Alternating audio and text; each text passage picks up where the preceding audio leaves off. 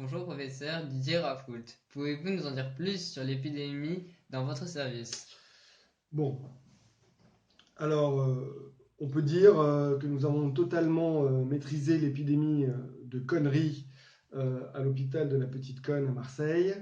Euh, Nous sommes les premiers au monde à avoir isolé cette connerie et réalisé le séquençage. Il faut avouer que nous avions un cluster formé par les candidats de la télé-réalité Les Marseillais, qui eux-mêmes avaient une source venant d'Echtimie, du nord de la France. Mais comme toujours, il y a des gens qui disent savoir, mais nous on sait mieux que tout le monde, parce que nous on fait de la science. Et ce n'est pas des pseudo-scientifiques de mes deux qui vont nous apprendre notre métier. Bref, demandez-moi, c'est quoi le séquençage? Qu'est-ce que le séquençage de la connerie?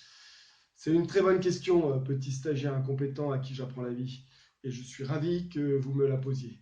Le séquençage de la connerie permet d'isoler, comme on peut le voir sur cette courbe, euh, les différentes formes de conneries, et on voit que la connerie se séquence en beaufry, en trou de culerie, voire même en enculade. Par contre, la bêtise ou la brutisade sont des versions beaucoup moins agressives. Quel est l'état de contamination mondiale à l'heure actuelle, professeur? On peut voir sur cette nouvelle courbe, publiée dans le journal International Journal of Science of Connery of London, que la connerie mondiale était à son apogée fin 2020. On voit clairement une baisse euh, de la connerie lors de la prise de fonction du président Biden, mais on constate que la connerie mondiale reste globalement à un niveau élevé et que ça se maintient bien. Il faut savoir que la connerie, euh, après plusieurs études, se transmet par les yeux et les oreilles. Et le port du masque, l'usage de gel, la mise en place de distanciation sociale ne permet pas vraiment de l'éviter. Elle se diffuse essentiellement par les réseaux sociaux, par les discours complotistes ou les prétendues croyances. Et les premiers symptômes se voient rapidement.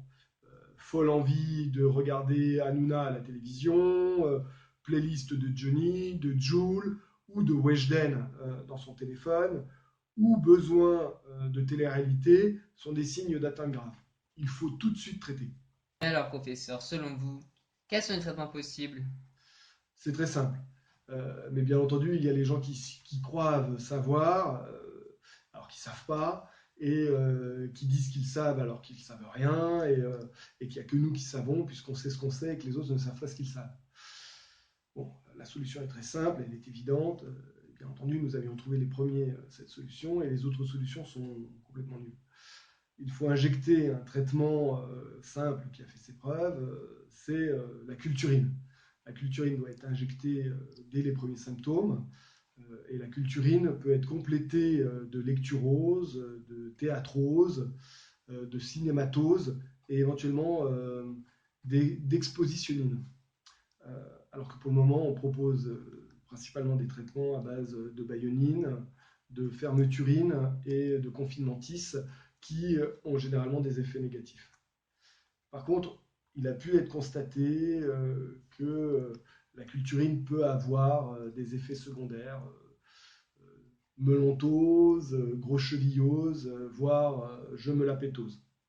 Moi-même, je me trouve de plus en plus intelligent depuis que je prends ces médicaments régulièrement et je bois mes paroles. Merci, professeur, pour cet exposé clair et précis. Je me remercie moi-même d'avoir été si pertinent et si intelligent. Quant à nous, nous disons à bientôt les amis.